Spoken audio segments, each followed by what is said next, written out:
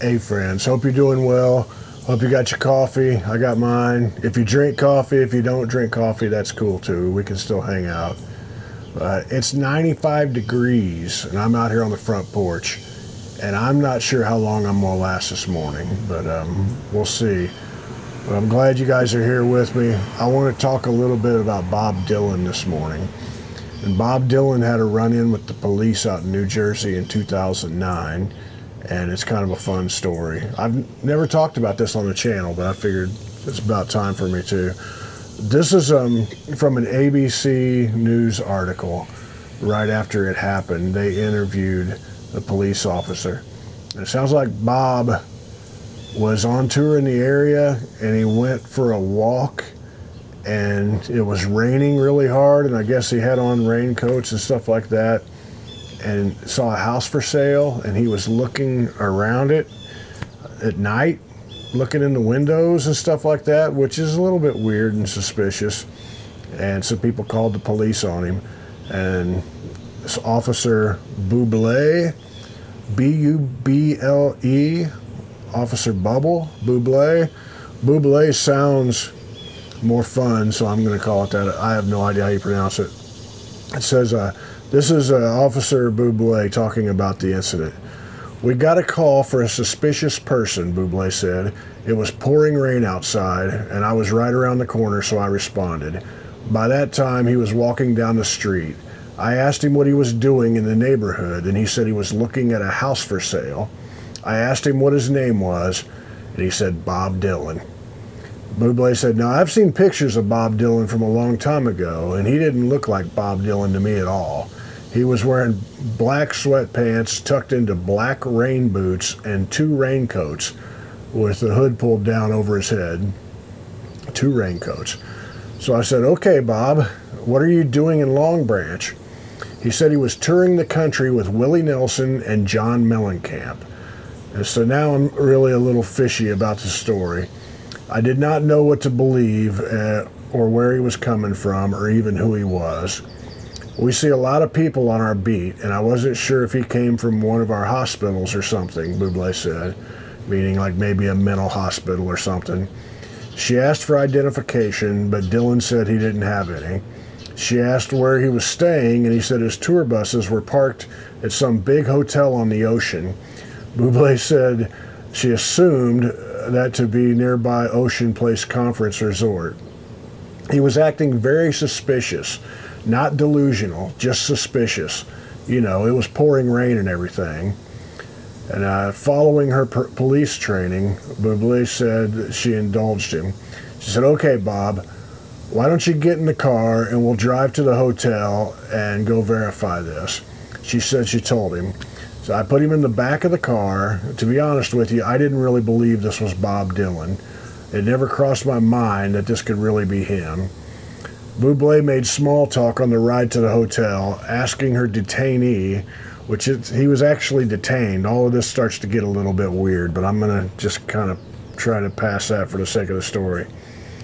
Buble made small talk on the ride to the hotel, asking her detainee where he was playing, she said, but never really believing a word he said.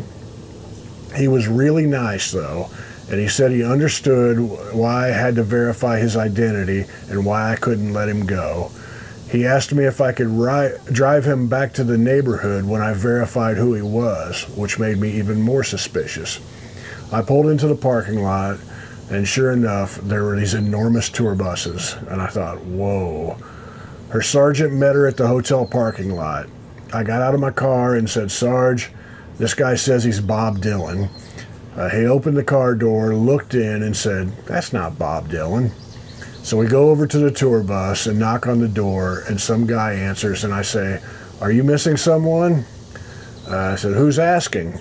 And then she says, I was in full uniform, so I say, I'm asking. I'm the police. Eventually, the police were shown Dylan's passport, which Buble said she looked at, saw the legend's name, and rather sheepishly handed it back to Dylan's manager. The honest question, does Bob's passport say Bob Dylan or does it say Robert Zimmerman? Did he ever get a legal name change? I don't know. I'm not being cute here. I don't know. I'd be curious about that.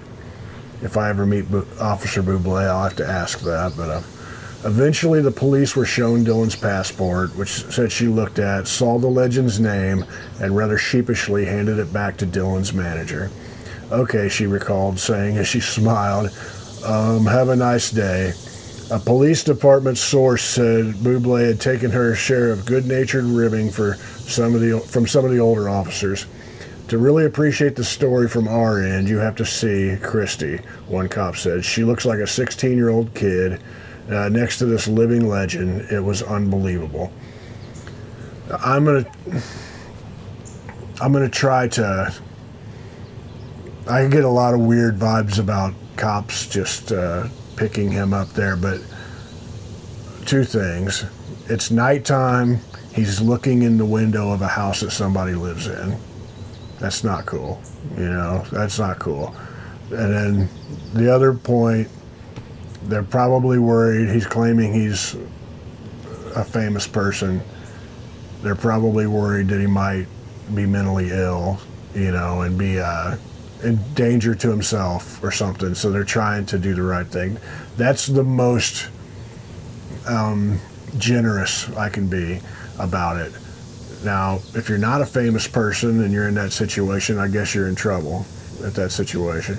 But there's a part to this story that did not get, this was reported hundreds of news outlets, and nobody reported this until much later.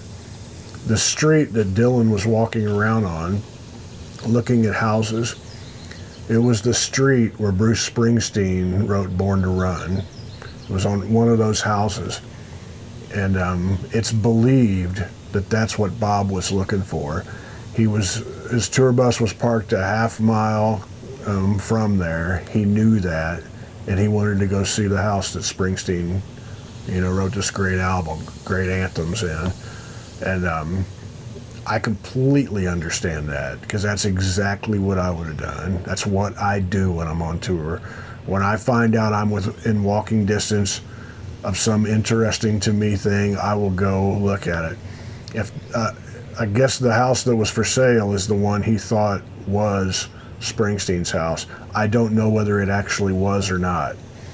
I don't know if that was the right one. I think he might have had the wrong house. But he saw them for sale. If it was daytime and I thought the house was empty, me personally, I would have walked into the yard and in the daytime, and I thought it was empty, and I would have peeped into the windows. So when we were shopping for houses, I did that kind of thing. When I saw a house I was interested in and I didn't have a real estate agent with me to let me in, I just kind of like peek in. If somebody lived there, there's no way in hell I would do that. If I thought there was any chance, there was no way. Even if it's empty, there's no way I would do that at night.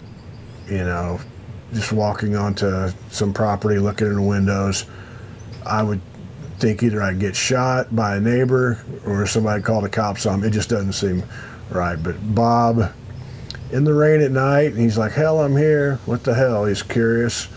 But interesting, fun story. And I'm going to look up the address to where that house is next time I'm in Jersey. I want to go see Springsteen's house that he wrote Born to Run in. And have you guys heard that story? Are there any details I'm leaving out that you guys know of that I don't know of? It might be. Let me take a drink of coffee.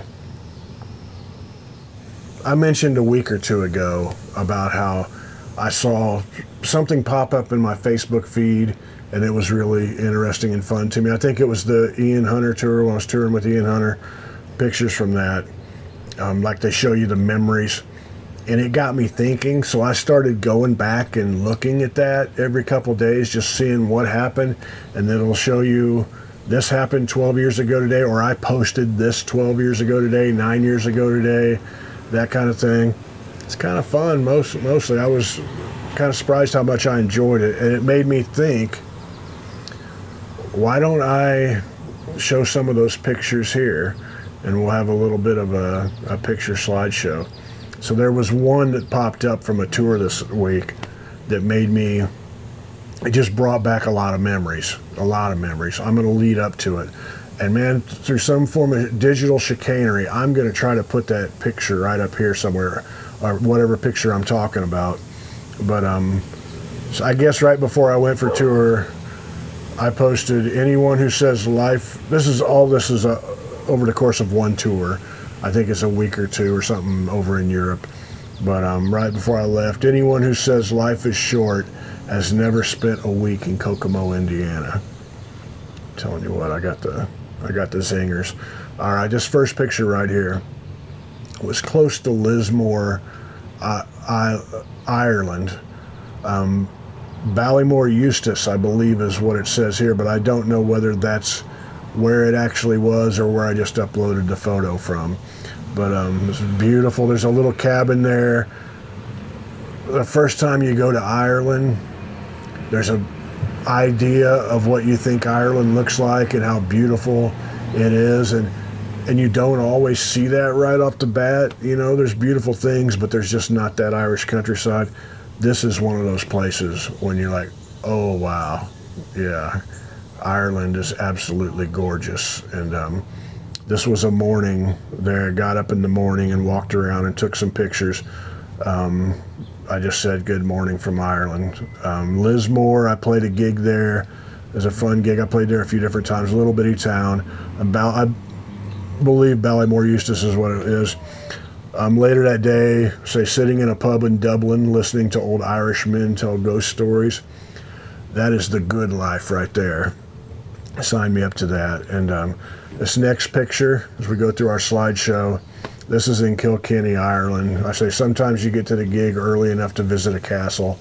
This is Kilkenny Castle in Ireland. These pictures are from June and July in 2012. I forgot to say that. So 11 years ago, 2012. 11 years ago around this week, somewhere abouts. And I move on. I posted from Swindon, England. If you've ever been to Swindon, England, they have a transportation museum there that's really great. And like a railroad museum. It's a really good one. But there's also a lot of cheap hotels, and if you have a couple nights off on a tour, I've been known to stay there in a hotel for like $40 a night, something like that, 11 years ago. I posted, anyone who has eaten hotel breakfast in the UK knows the true reason behind the American Revolution is colonists were tired of eating stewed tomatoes, mushrooms, and black pudding for breakfast. I might pick up a musket for an Austin-style breakfast burrito right now. That was one of the many comments about English breakfast that will get you years of conversation pieces and such. There's a picture of me on stage at a festival. Somebody put a giant peacock behind the stage. I don't know what the hell. Not the best choice for a backdrop, but a giant peacock. I said just seconds before I was mauled by a giant peacock. And this was the festival just after this, or just before, I don't remember which. Gretchen Peters, my buddy Gretchen Peters played, and she asked me if I'd get up and play a song with her. And I never do that. I mean, I never do, and it's just not what I do. And she's like, oh, come on. She's very persuasive. I'm like, all right. And I think we played Wild Horses, and I think I sang the backing vocals. I think that's what we played. And I seem to remember it was one of those songs where it was a weird place in my range where I couldn't go up high enough to sing it at that octave, and I couldn't really get it to sound good at a lower one. Just didn't feel like I was doing worth a damn. But that's a picture there. You can see my Martin D28 that I got back from Glazer this week, and man, it really, they did a great job. It's like really, really great. But that's my Martin there. This is a picture of my view to the train window as I'm coming into Brighton. And this phone that I had back then, it was my very first smartphone. and there was a Nexus. The pictures, it was really bad at taking pictures. They were very low quality, but I loved the images. It was like using a Holga or a Diana camera, like old film cameras that would shoot the 120 film, but would have plastic lenses, and you would get these beautiful, wonderful images with huge vignettes, soft focus. I just really like those old toy cameras. I've got a few of those, and I've always loved using them, and I love the image. They're not good quality images, but they're beautiful in art, and that's what I dig. We like distorted guitars, because amps aren't supposed to distort, but it's really great when they do. So this old phone camera was actually like the worst one I've ever had, and it's my favorite that I ever had. I wish that my phone cameras would all do that, but this is an example of just a imperfect, impressionist, low quality picture through the train windows coming into Brighton. And I posted, let's see what else I got here. I posted something about England's Olympic vomiting team was practicing late into the evening under my hotel window. Judging by last night's performance, they should have no problem taking home the gold. My humor was a little bit different back then, a wee bit. And there's a picture of me with a cat. This isn't Betsy. This is a younger one. I can't remember her name, but I said, this is my new tour manager in Broseley. This is at my friend Caroline's house, and she had an older cat named Betsy that just loved. She was wonderful, and she passed away a few years back. But it's weird to go visit these different, like I know these people on the other side of the world, and I would get to see their pets or whatever a couple years later, then a couple years later, and you can see the span of their lives and them aging, and you get attached to them. But I forget this little guy's name, but man, he's cute. But anyway, this next picture is the world's first iron bridge. This is outside of Broseley, England. Caroline took me over to there, and this is I think it's Iron Bridge, England is what it's called. It's over by the Welsh border, and this is the birthplace of the Industrial Revolution. It's really cool, and I got to walk across that a few different times, and this is just a guy in some street art in Manchester. There's a name of this character. I don't remember what it is. Maybe if I clicked on the comments, somebody, I think my people are saying Frank, and Peter Holsapple from the DBs was like, yeah, great to see Frank. Were you a Freshies fan, Otis? And I didn't know what it was. I still don't remember. I just remember that it's a thing, and a lot of you right now are like, why don't you know about this, Otis? But I seem to remember my buddy Evan Finch might have known what it was also, because Evan's cool and knows all the good stuff like that. But that's that picture from on the street in Manchester. This picture right here was at the Larmer Tree Festival in England. I played this a few different times. I've told this story before, but I believe this was right before I got on stage, right before I went on stage. I've told this story before. Chumbawamba played before me. Remember them? I get knocked down and I get up again. And there's 5,000 people in the crowd. And man, they were all jumping up and down, like up and down in unison, going nuts to that song. And I'm standing on the side of the stage watching Chumbawamba just destroy the place. I mean, it was great. It was great. And I'm just thinking, I got to follow this. And it's just me and my acoustic guitar, and I felt like on the waterfront, it's just not your day today, kid. I'm thinking I'm about ready to take a dive or whatever. And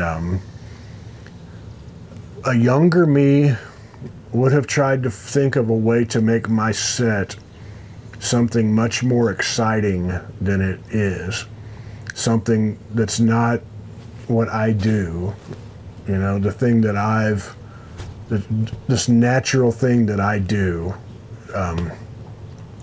this way that I've gone about expressing myself that is an authentic way.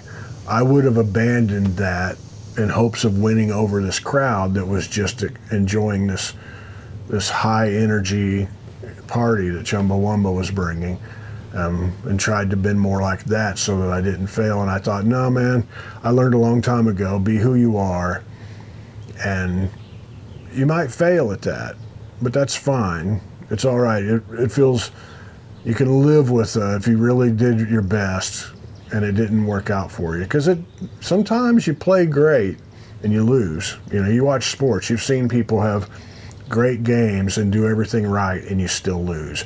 That's just life. Sometimes that happens. You can live with that. It's hard to live with like trying to be something you're not and then failing and thinking, well, what if I would have just been me? You know, so I just walked out there. I took plenty of time. I got it set up early and was ready to go. And they were like, you want to go on early? I could have went on like 10 minutes before my scheduled start time. And I was like, no, let's wait. I wanted to let the audience forget about the great time they just had. And so I go out and I just started like a little finger picking quiet song, and the audience got quiet. And when the song was over, I told a little story. People laughed at the end of it, and I had them. And the guys from Chumbawamba were on the side of the stage over there cheering me on and like laughing through the whole thing. They were really cool. And the audience, it was one of the best gigs of the year. It went great, and it was a great lesson to just, you know, people can enjoy this high energy dance, you know, thing going on, and they might enjoy, the exact same audience can enjoy somebody doing a solo acoustic thing that just feels like they're sitting on the porch, you know, and talking to you or whatever. I had this kind of energy that I have right now, I had on that stage in front of 5,000 people, and they loved it.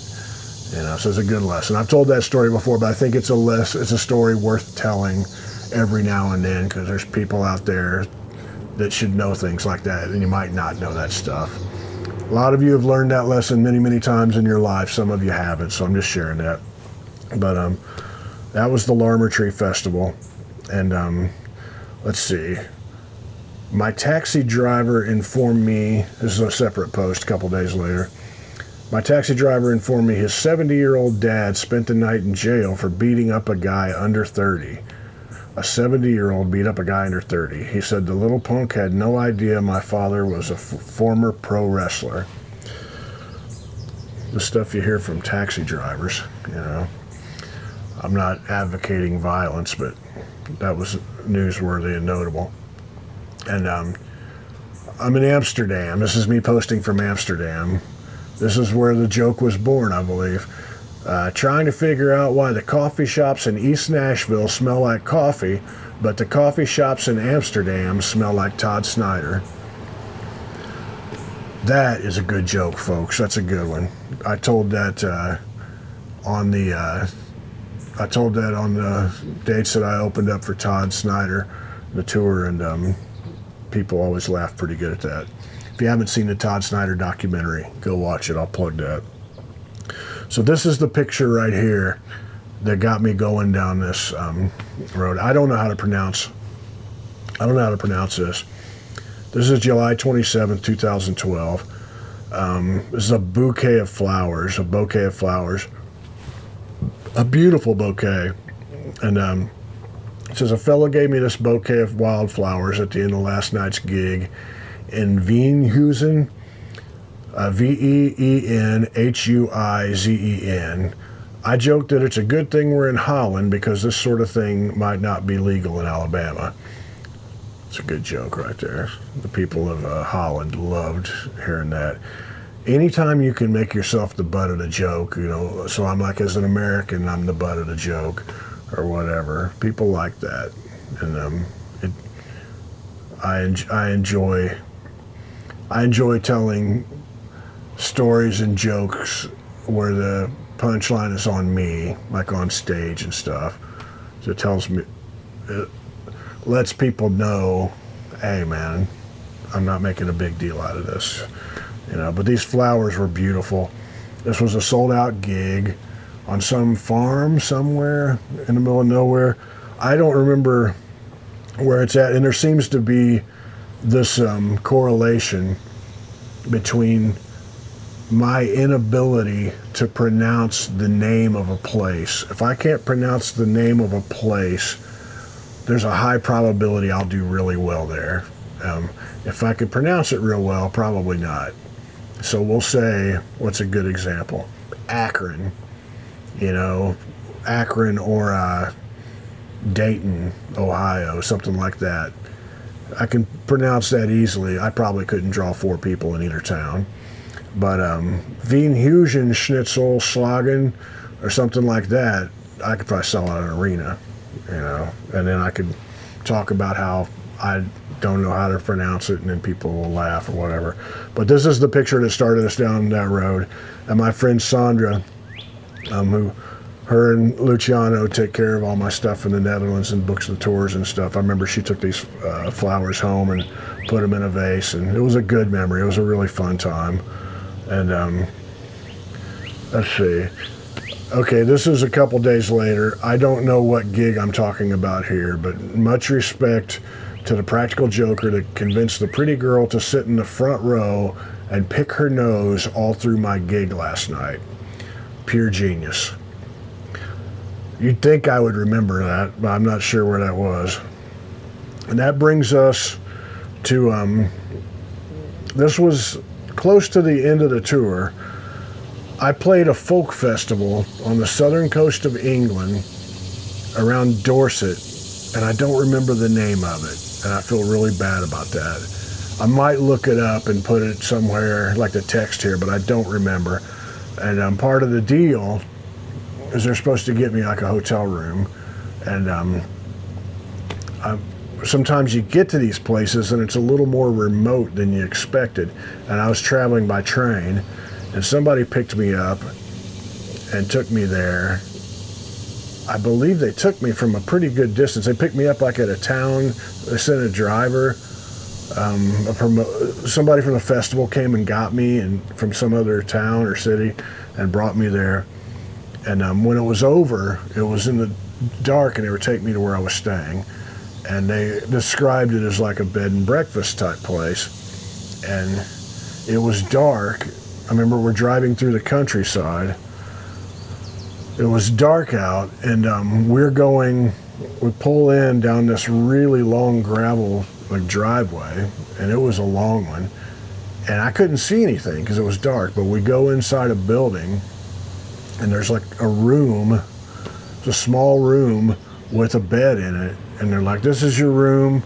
And I had 2 or 3 nights, I can't remember, and that I was off. And they're like, you can stay here the whole time, and we'll take care of it. And I'm like, okay. And they're like, if you get hungry, there's a kitchen, you know, just go find the kitchen and make yourself something. There'll be food in there, and it'll be all right. Okay. And I just didn't know. I showed up in the middle of the night. I go to sleep. When I wake up the next morning, I start looking around, and this is what I see, this picture. I walk outside, this is where I'm staying. This is an old school. It was some kind of a horticulture university or school, and it was summer, so they were out. And there's hundreds of acres, and I'm the only person there.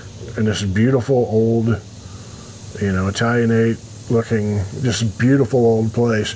I'm the only person there. And I walk outside, and there are, if I can find more pictures, I'll put them in here. But I remember there were peacocks walking around. There were these formal gardens. There were so many different specimens of trees and plants everywhere. It was really interesting. But I'm hand feeding peacocks as they're walking around, and I kind of was just like, this is amazing. Where the hell? I mean, one of the most beautiful places I can remember being. And then I kind of realized I'm there stranded somebody's supposed to pick me up at an agreed upon time like 3 days later. And I'm thinking, I don't have any food or anything. And I went walking through this school, and I finally find this area that's a kitchen, and there was some food in there. And I kind of make some sandwiches or whatever, and went off, and I had a really quiet time. I remember if I walked up on this hill and held my camera, or my phone up high, I could barely get a signal, and I would like upload a photo or like send a text message to Amy. I don't remember if we had WhatsApp then, maybe we did. I would send a message to Amy, like, I'm okay, but I don't have any signal. And it took forever for it to go through, and then one would come back from her. But I'd have to like go outside and visit. So I had about 3 days in this beautiful, I'd love to go back and stay there, you know, and plan on it. But I'm just there in this old mansion. The thing I wrote next to this picture, woke up in this old mansion surrounded by acres and acres of botanical gardens and farmland, and I think I'm the only person here, which I was. And then there's a picture of me hand feeding the peacocks. I say, these British chickens look nothing like the ones in Indiana. It's quality. It's quality right there, folks. But I was there for a few days, and I remember at the time when I had to be picked up, and I was going to be taken to, I think, Exeter. I think the promoter or someone was going to take me to Exeter, and I would get on a train and go to Manchester and fly home. It's just kind of important that somebody actually came and got me when they said they would, and it was a little bit stressful, wondering, you know, in a couple of days, but I spent a few days there just like that. I think that was the last gig. It doesn't seem like I would have stayed a few days extra just to fly home. So maybe there was one more gig and I don't remember. I've looked that up on the map and I found it once since then, like years later, but I've never been anywhere near there that I know of. Never played that folk festival again. And, you know, just these weird things that happen on tour. But that's pretty much my bunch of pictures. If you enjoyed this slideshow and you want me to do it more in the future, tell me down below. And be nice to, you know, share things like that. It gives me, it brings back good memories for me of just one particular tour. You get to do a lot of, this is another thing. When you go into this life, you don't go into it to make a lot of money. You know, because really, for most of us, there's not much money in it. And that's fine. But man, there's so much life in it. So much life. And when you go back and look at some of these old pictures and remember, like, man, I've got to do some really, really cool shit. And, you know, I was traveling by train right then. It wasn't the easiest thing to do, but I was trying to save money and all that. And there's a lot of good living in it. And I'm more interested in the life than I am the money, and I'm more interested in people who are into the life more than the money. But you got to have the money, though, because you got to make a little money to be able to survive and keep doing it. Anyway, you guys know that. We all know that. Anyway, I'm going to go inside. I can't believe I lasted this long. I hope you guys are doing well, and leave me some comments down below, and I'll talk to you soon. Much love to you.